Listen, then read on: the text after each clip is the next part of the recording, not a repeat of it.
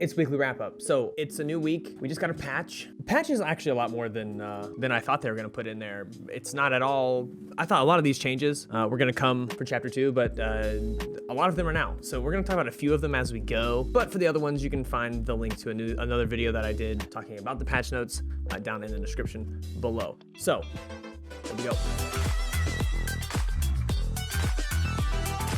So story quests, we know, are a little bit lackluster, for lack of a better word, the last couple weeks since the Doritos came into the game. This week is no different. You start off with participate in a squad match. So participate in a squad match. Then then it's be revived by a squad mate. So be revived by a squad mate. And then thirdly, revive 3 squad mates. So revive 3 squad mates. This story is not very in depth this week. However, we do have a little bit of a little tidbit information. For cheating exile, which is be revived by a squad mate, you can't kill yourself and then be revived by a teammate. However, your teammate can exile you, or I guess not exile you, down you, and then they can res you that way. The squad mates one should work the exact same way. They exile themselves, you res them, then it should work that way. You cannot damage them yourself and do the damage that way. Anyways, that's story quest, not a lot there. Then we've got the honor quest. Honor quest, this is one of the changes that actually happened, which I think is amazing. It's a quality of life change, and back last week before the patch, you would have to scroll all the way down, all the way to the bottom of the honor quests to even really see which ones you are. Now, it filters to which ones you haven't done at the very top, and then it breaks down to the quests completed underneath. However, it's a little different. So it's gonna filter which ones you have done the most at the top, and then filter the ones you have less progression on. So it's not gonna be exactly this week's honor quests, but honor quests go week to week, so it doesn't really matter which ones you do first. So just do them in whichever order you want, really. This week, however, is going to be revive 10 squad mates, deal 2,500 damage as a conduit, and disrupt 20 players with epic or better gauntlet. I do believe, yeah, because I have none of those done, so that makes sense. I still have 3 left. Don't tell anybody. It's a lightning one, and then a stone shaper one, and then a bane helm keep one, and you know how we all feel about bane helm. Anyways, with these as well, you can also track the quest. On the top right hand corner of these quests, there will be a little track button, and you can see them in your menus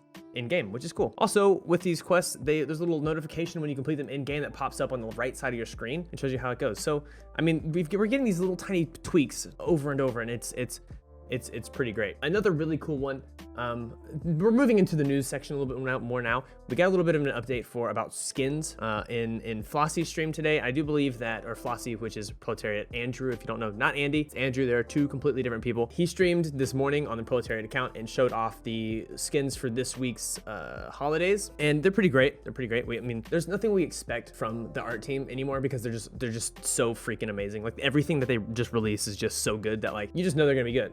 So like, it's not a shocking piece of information anymore. So there's that.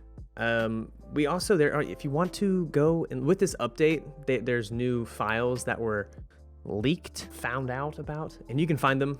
They're very easy to find. Just type in certain word with another certain word, and you'll find them on like any social media page. Anyways, we're getting off the point. Within the shop, there's another thing where you click on it. Everything's a little bit more polished looking. Everything that you've purchased is like a little bit faded. There's more options. You can see things in the shop that you'd like to. One of the coolest changes, in my opinion, is when you buy something, there's a new little animation afterwards.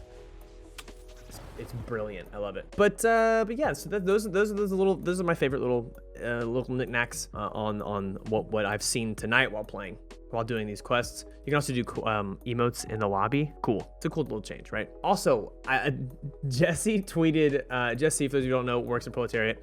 He's one of the founders, and he streams under Sloth Hugger, which is a reference to one of their older games back in the day. And he tweeted and said something about like, hey, I'm going to be going over my notes, because he writes the patch notes and I wrote a video about it, and so he's doing that. So I can't wait to watch that video, first of all, which is gonna be funny.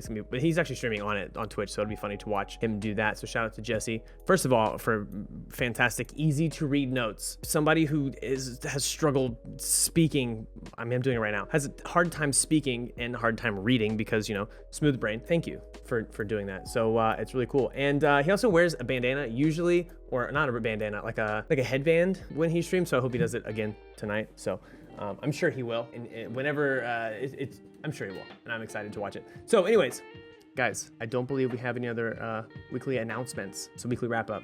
We'll see you next week. Peace.